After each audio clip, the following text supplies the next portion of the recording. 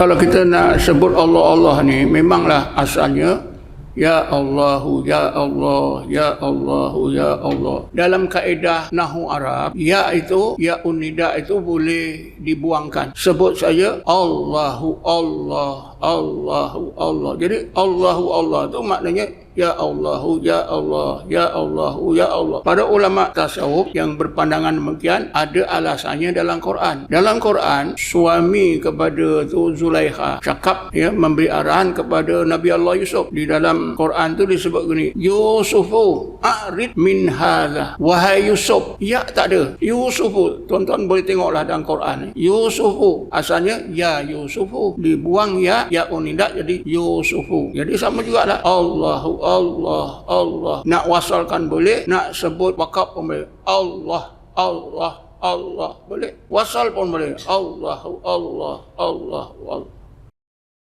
Assalamualaikum warahmatullahi wabarakatuh. A'udzu billahi minasyaitonir rajim. Bismillahirrahmanirrahim. Alhamdulillahil qail يا أيها الذين آمنوا اذكروا الله ذكرا كثيرا وسبحوه بكرة وأصيلا هو الذي يصلي عليكم وملائكته والملائكته ليخرجكم من الظلمات إلى النور وكان بالمؤمنين رحيما أشهد أن لا إله إلا الله وحده لا شريك له وأشهد أن محمدا عبده ورسوله اللهم صل على سيدنا محمد نور الأنوار وعلى آله الأطهار وأصحابه الأخيار وسلم تسليما كثيرا اللهم نور قلوبنا بنور هدايتك كما نورت الأرض بنور شمسك أبدا أبدا برحمتك يا أرحم الراحمين. Tuan-tuan dan puan-puan yang dirahmati Allah sekalian, pada malam ni saya ajak tuan-tuan untuk memahami satu amalan zikir yang terbaik, yaitu menyebut dan terus mengulang-ulang sebut Ismu Zatil Aliyah, Allah, Allah, Allah. Memang selalu kita mendengar apa yang telah diucapkan oleh ramai ustaz-ustaz, orang-orang alim. Sebuah hadis Nabi, afdalu zikri la ilaha illallah. Sebaik-baik zikir ialah la ilaha illallah.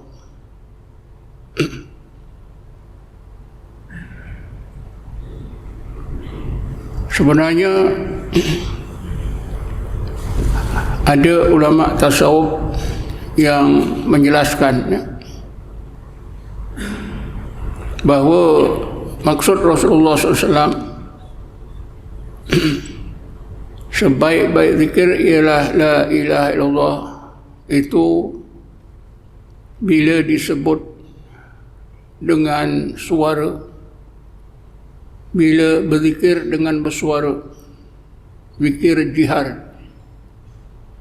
Sebab ada sebuah hadis lain yang menyebutkan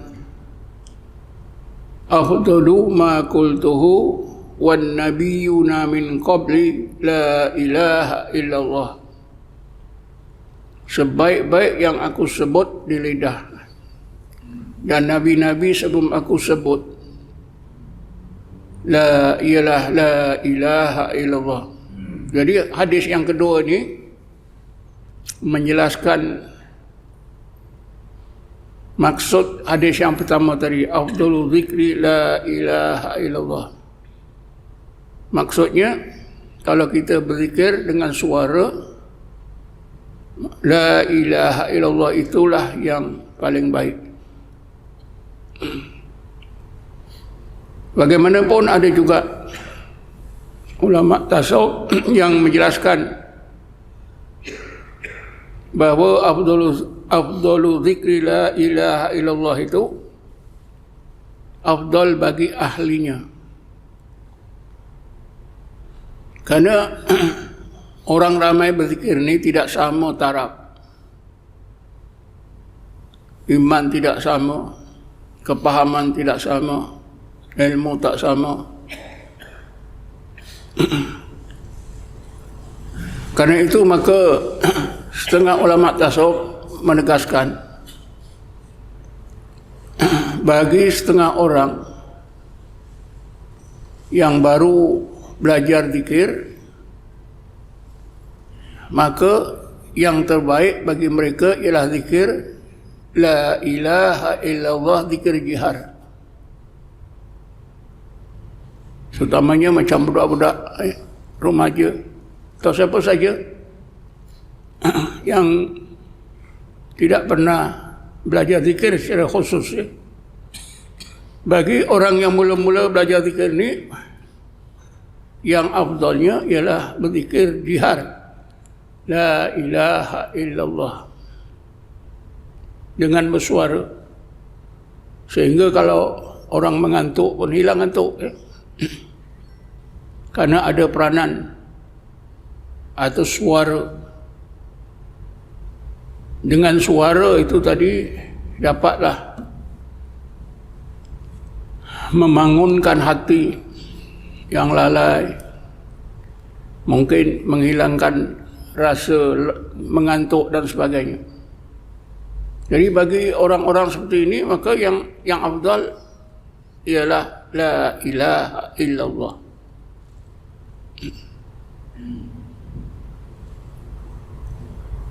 Karena itu tuan-tuan, hadis yang menyebutkan tadi afdalul zikri la ilaha illallah itu bukan mutlak.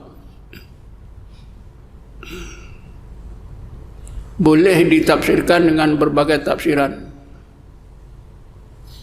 Karena itulah maka seorang ulama yang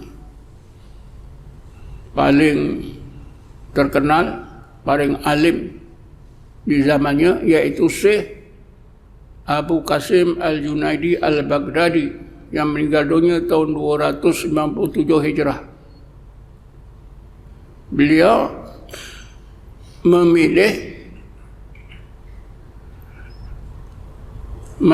memilih zikir ismuzat Allah Allah untuk diajarkan kepada jemaah dia. Lalu ada orang yang menimbulkan persoalan tadi. Wahai Syekh, tidakkah Rasulullah bersabda afdalu zikri la ilaha illallah? Kenapa Syekh pilih Allah Allah? Di Abu Qasim Al-Junaidi menjawab dengan berbagai alasan, tuan-tuan. Antaranya apa? La ilaha illallah itu pun akhirnya bagi kepada Allah. Jadi lebih baiklah terus Allah, tak perlulah la ilaha illa. Tak perlulah didahului oleh 3 huruf itu tadi.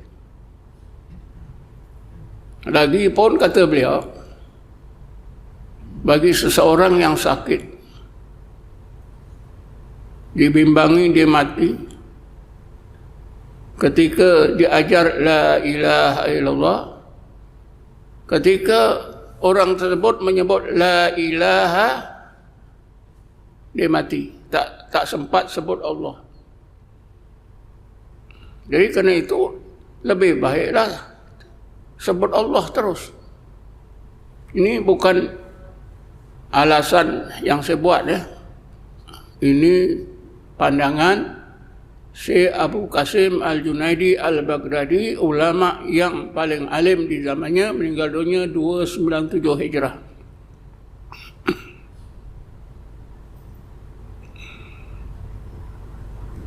Bagaimanapun tuan-tuan, hadis tadi afdalu zikri la ilaha illallah itu tidaklah mutlak.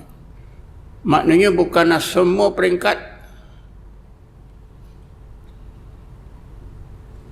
peringkat orang beriman ni bila berzikir la ilaha illallah itu terbaik, bukan. Tengok keadaan. Karena itu tuan-tuan, ada seorang ulama sufi yang bernama Syekh Abu Husin Ad-Dasuri. Dia mengarang sebuah kitab tentang kedudukan dan kepentingan zikir Allah. Kitab yang dikarang oleh Syekh Husin Ad-Dasuri ini diberi title Ar-Rahmatul Habitah fi zikri ismi dzat war-rabitah. Dalam bahasa kita maknanya Ar-Rahmatul Habitah, rahmat yang Allah turunkan mengenai masalah zikir ismu dzat Allah, kedudukan dan kepentingannya atau kebaikannya atau hikmahnya, dan rabitah. Dalam kitab ini mengandungi dua masalah besar. Masalah pertama tentang kedudukan dan kepentingan zikir Allah. Perkara yang kedua ialah mengenai masalah rabitah. Masalah rabitah. Rabitah itu maknanya sesuatu yang boleh membantu kita untuk ingat Allah. Misalnya Kaabah.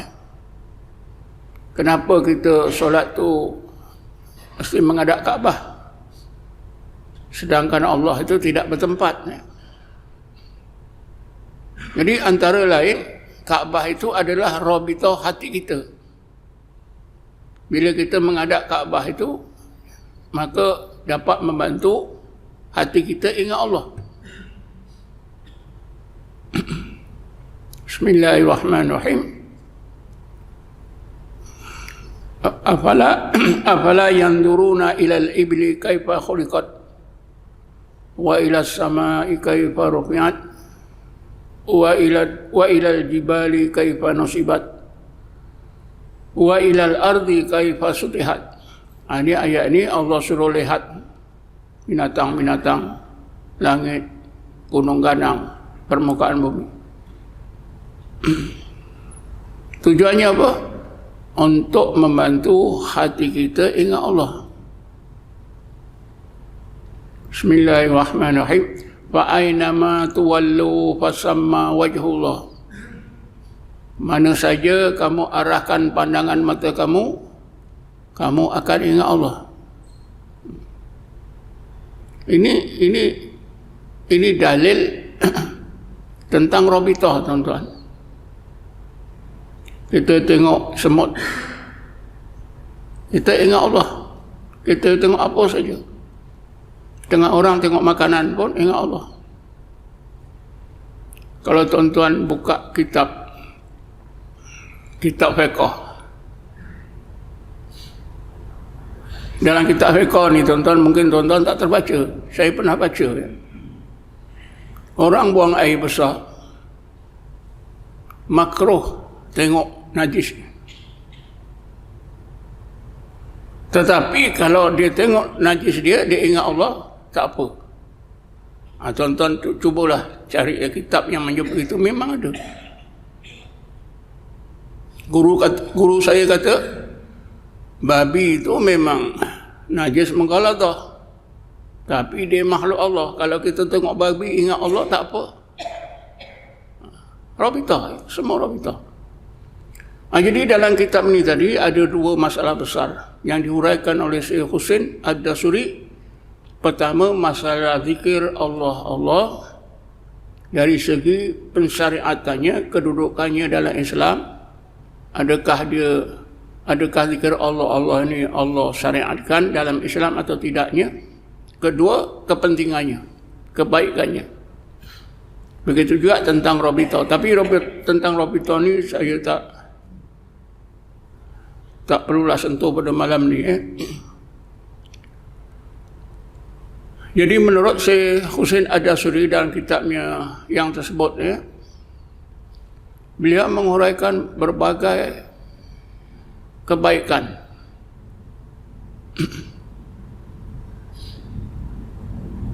yang mungkin kita tak sangka, ya.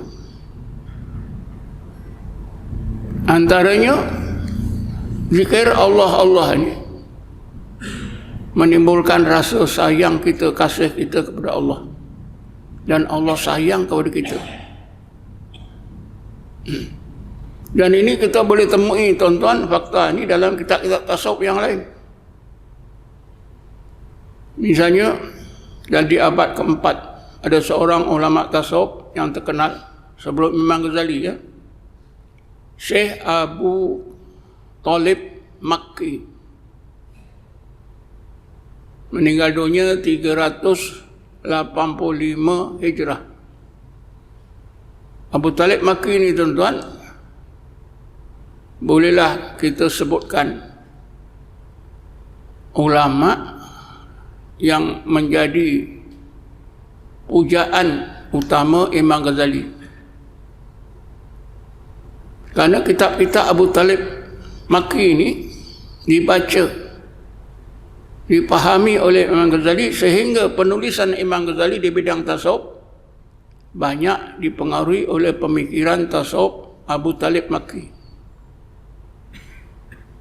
Siapa-siapa yang pernah baca kitab-kitab Abu Talib Makki, kemudian baca kitab yang ditulis oleh Imam Ghazali, tentu akan menemui fakta yang jelas bahawa Abu Talib Makki adalah ulama pujaan Imam Ghazali.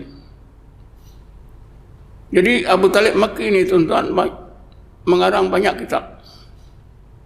Antara kitabnya yang terkenal ialah kitab Qutul Qulub. Qut itu artinya makanan, Qulub artinya hati, makanan hati. Kenapa pada zaman beliau ilmu tasawuf itu lebih dikenali dengan ilmu hati?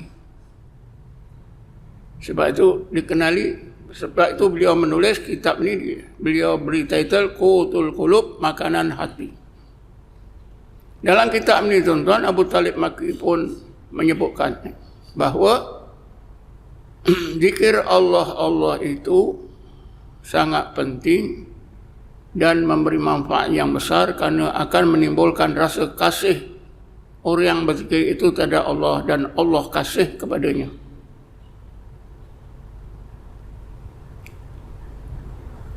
Di dalam Quran Allah sebutkan, ya, Bismillahirrahmanirrahim, fadhkuruni adhkurkum. Itu dalilnya. Naklah kamu ingat aku, ingat Allah lah. Namanya Allah. Azkurkum, nasihat aku, ingat kamu.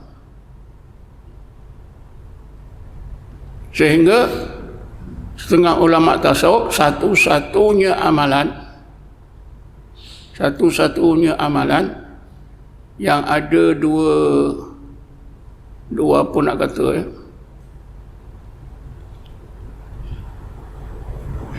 timbal balik, ya, ialah menyebut Allah, zikrullah dengan menyebut Allah. Pasal apa? Kita sebut namanya Allah, Allah ingat itu. Walaupun ibadat lain sama saja, cuma tidak ditegaskan. Semua ibadat macam tu, tapi penegasannya tidak ada. Mengenai zikir ini disebutkan oleh Allah, fadhkurni azkurkum. Dua hala. Kita kepada Allah, Allah kepada kita. Disebut terang-terang. Semua ibadat dua hala. Tapi tidak seperti istimewanya menyebut Allah. Kerana menyebut Allah ni memang diakui oleh Allah, fadhkurni azkurkum.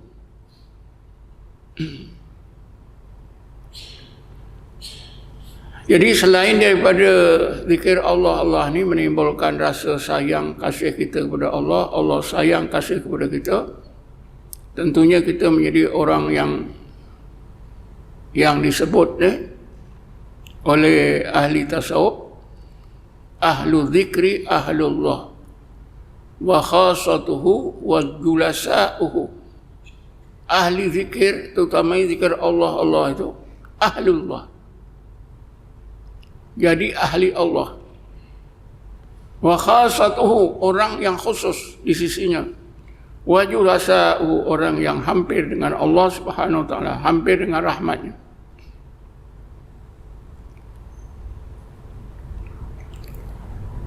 Kalimah ahlu, ahlu zikri, ahlullah. Kalau kita sebut Allah, Allah, Allah, Allah, itu kita dianggap sebagai ahlullah. Di dalam Quran, tuan-tuan, ada disebut kalimah ahli. Ya, antaranya ahlul bait, ya, ahlul bait Nabi. Nabi Nuh alaihissalam, bila anaknya itu tak ikut arahan dia supaya segera naik kapal, macam-macam alasan anak dia kata, akhirnya Nabi Nuh ngadu pada Allah. Qala inna bni min ahli. Ya Allah, anak lelaki aku ini adalah ahliku, ya Allah. Kalimah anak lelaki dengan ahli itu lain, Qala inna bni min ahli. Ya Allah, anak lelaki aku ni yang tak mau ikut arahan aku ni, ya Allah, ahliku, ya Allah. Apa ya Allah? Inna bennaka, qala inna bennaka laisa min ahli, innahu amalun ghairu salih. Wahai Nuh, memang betul itu anak lakimu, tetapi dia itu bukan ahlimu. Sepatutnya ikut kita lah, dah anak dia ahli kita lah. Tapi Allah tegaskan memang betul itu anak lakimu, keturunan darahmu, tapi bukan ahlimu. Jadi kalimah ahli ini hebat, tuan-tuan. Jadi tadi ahlu zikri ahlullah. Ahlu zikri ahlullah kan hebat, tuan-tuan. Kalau dalam parti kan ahli amno, ahli pas, betul kan? Ini saya sebut ni bukan saya berparti, saya nak bagi faham saja.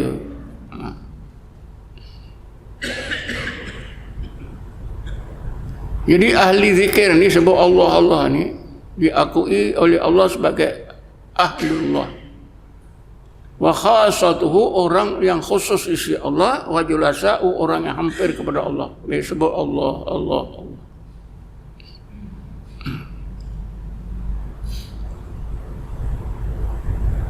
Tuan-tuan dan puan-puan sekalian, tadi la ilaha illallah, afdalul zikri la ilaha illallah. Sebenarnya pun, akhirnya pun kepada Allah juga, la ilaha illallah.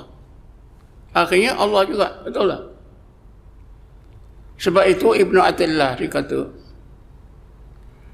irhal minal aqwan ilal mukawwin, fa inna ila rabbika muntaha.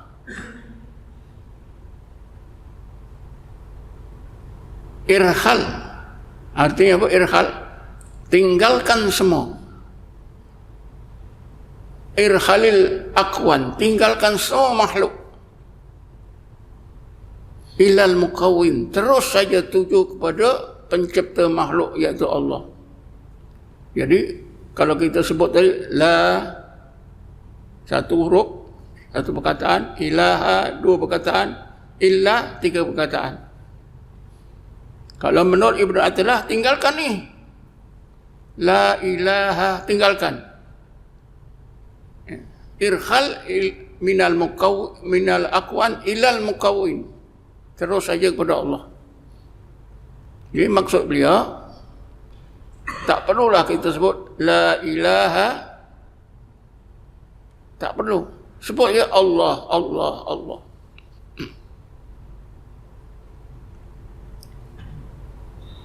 Karena kalau la ilaha illallah ada tiga perkataan di situ. Satu huruf la, kedua ilaha. Ketiga, illah. Baru sampai kepada Allah. Jadi kalau menurut Ibnu Athaillah, tinggalkan saja yang 3 huruf tu. La tinggalkan, ilaha tinggalkan, illah tinggalkan, terus Allah. Kenapa?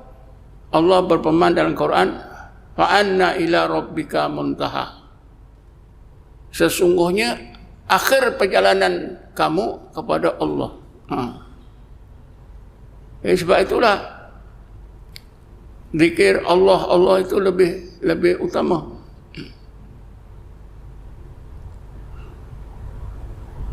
Tuan-tuan dan puan-puan sekian,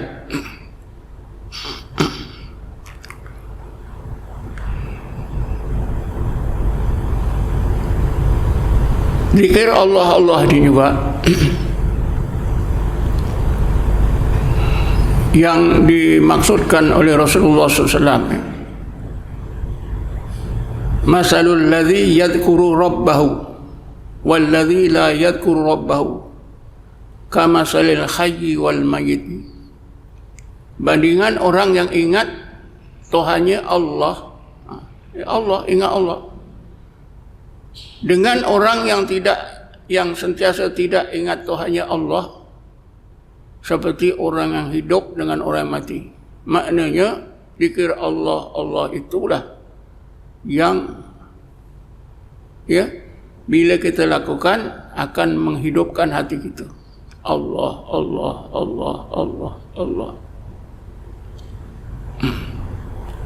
Tapi bukan saja hidup, tuan-tuan. Berbagai perkara bila hati kita hidup, berbagai rahmat akan Allah masukkan dalam ruang hati kita.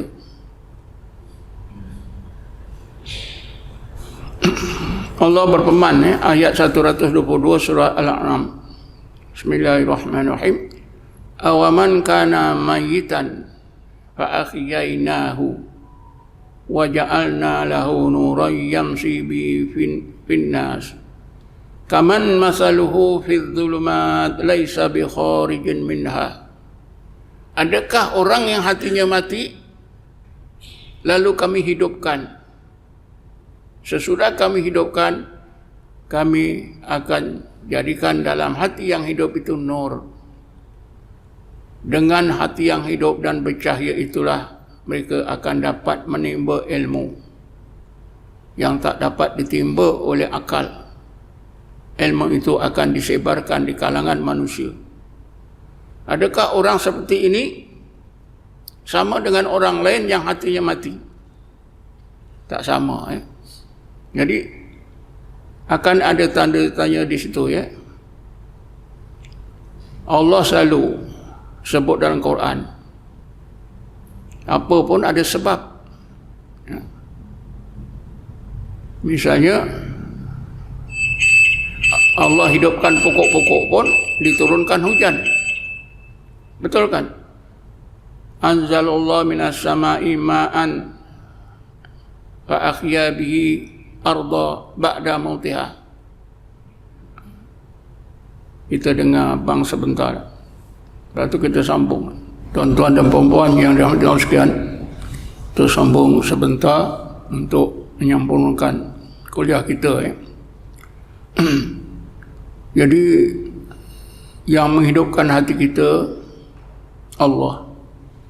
Tapi sebabnya ialah bila kita berzikir menyebut Allah.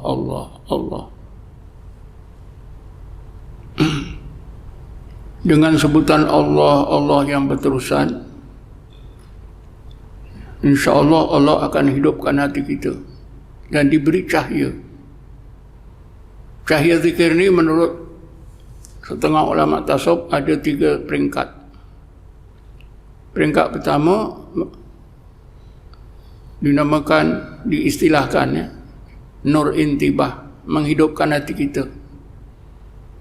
Cahaya yang kedua nur khudur. Cahaya yang kedua ni lebih terang, maka Allah itu sudah bertakhta dalam hati kita. Kalimah Allah itu sudah terpahat. Pun Allah juga bukan la ilaha illallah. Sudah terpahat dalam ruang hati kita, zahir batin kita. Apabila kalimah Allah itu sudah terpahat dalam ruang hati kita terlepaslah daripada sengkaman nafsu. Tuba liman kana aqluhu asiron li nafsihi. Berbahagialah orang yang akalnya menguasai nafsunya. Ketika itu tuan-tuan, akhir sekali cahaya yang ketiga diistilahkan Nur Al-Wisal. Cahaya yang menyampaikan seseorang itu kepada hakikat dan ma'rifatullah. Semuanya itu dengan zikir Allah. Akhir sekali tuan-tuan,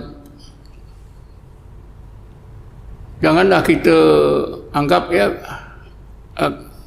kuliah pada malam ni saya menyuruh tuan-tuan zikir Allah. Allah tidak, la ilaha illallah. Kedua-duanya diperintah. Jadi jangan tinggal la ilaha illallah itu, buat. Karena di dalam mana-mana tarekat pun dua-dua zikir inilah yang menjadi asas amalan zikir. Ada yang memulakan dengan la ilaha illallah, diakhiri dengan Allah. Ada yang memulakan dengan Allah, diakhiri dengan la ilaha illallah. Tapi semuanya itu menuju kepada kalimah Allah. Dan yang akhir sekali tuan-tuan, Nabi sendiri menyebutkan Bismillah. Ini hadis sahih. Bismillah. Alladzi la yadurru ma'asmihi syai'un fil ardi wala fis sama' wa huwas samiul alim. Hadis ini kan menyuruh kita, Nabi kita Muhammad menyuruh kita berzikir Allah sehingga kita sampai kepada tingkat Bismillah. Jadi kita zikir Allah biar sampai ke tingkat Bismillah. Tingkat Bismillah ni tuan-tuan, kalau kita sampai tingkat Bismillah, kalimah Allah itu terpahat di ruang hati, di seluruh jasmani dan rohani kita, sehingga kita melihat apa saja, kita rasa semua menyebut Allah. Kan dalam apa itu, qasidah selalu dikemenangkan di radio IKIM, Astaghfirullah mimma siwallah wa kullu syai'in yaqulu Allah. Ayat Quran pun ada. Jadi Rasulullah mengajar kita supaya kita zikir Allah bukan hanya sebut. Biarlah zikir kita itu sampai ke tingkat Bismillah.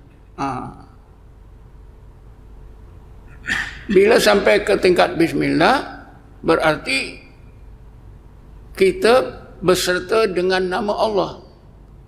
Bismillah. Alladzi la yadurru ma'asmihi syai'un fil ardi wala fis sama' wa samiul alim. Bila kita sampai ke tingkat Bismillah tuan-tuan, apa juga makhluk di langit di bumi yang mau menyerang kita tak akan jadi apa-apa. Ini Nabi sebut. Tapi salah faham kita baca untuk doa saja, bukan tak boleh. Boleh. Baca untuk doa boleh. Tapi maksud yang tersirat itu ialah Nabi menyuruh kita berzikir Allah biar sampai ke tingkat Bismillah. Jadi tuan-tuan, akhir sekali tuan-tuan bertahlilah la ilaha illallah, diikutilah dengan sebutan Allah. Guru saya kata, bila kita nazak, apa saja amalan hilang. Hafiz Quran pun dah tak baca Quran. Apa saja tak boleh buat. Tapi orang yang berzikir Allah ketika nazak, ketika nak meninggal, zikir Allah ini sangat jelas. Jadi kata guru saya, inilah tiket, sebaik-baik tiketnya. Bila roh kita nak meninggalkan apa itu tubuh jasad kita, roh kita menyebut Allah. Ya, setakat inilah untuk malam ni. Wallahu alam. Assalamualaikum warahmatullahi taala wabarakatuh. Alhamdulillah. Ya. Yang zikir ya Allah ya Allah ya Allah ya Allah.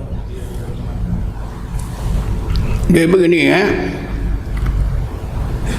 Kalau nak zikir kalau kita nak sebut Allah ni memanglah asalnya ya Allahu ya Allah ya Allahu ya Allah. Dalam kaedah nahwu Arab, ya itu ya unida itu boleh dibuangkan. Sebut saja Allahu Allah Allahu Allah. Jadi Allahu Allah itu maknanya ya Allahu ya Allah ya Allahu ya Allah. Para ulama tasawuf yang berpandangan demikian ada alasannya dalam Quran. Dalam Quran suami kepada Zulaikha cakap, ya, memberi arahan kepada Nabi Allah Yusuf. Di dalam Quran tu disebut gini, Yusufu a'rid min hadha. Wahai Yusuf, ya tak ada. Yusufu, tuan-tuan boleh tengoklah dalam Quran ni. Yusufu asalnya ya Yusufu. Dibuang ya unidak jadi Yusufu. Jadi sama juga lah. Allahu Allah Allah. Nak wasalkan boleh, nak sebut wakaf pun boleh. Allah Allah Allah boleh. Wasal pun boleh. Allahu Allah Allah Allah. Ini sedikit sudah terjawab deh. Wallahu alam. A'udzubillahi minasyaitonir rajim. Bismillahirrahmanirrahim. Wassalatu wassalamu ala asyrafil anbiya'i wal mursalin sayyidina Muhammadin wa ala alihi washabihi ajma'in. Allahumma ighfir lana warhamna, Allahumma ighfir lana warhamna, Allahumma ighfir lana warhamna wa li abaina li ummahatina wa li dhawil huquqil wajibati alaina wa li jami'il muslimina muslimat wal mu'minina wa mu'minat bi rahmatika ya arhamar rahimin. Rabbana atina fid dunya hasanah wa fil akhirati hasanah wa qina adzaban nar. Walhamdulillahi rabbil alamin. Taqabbalallahu minkum.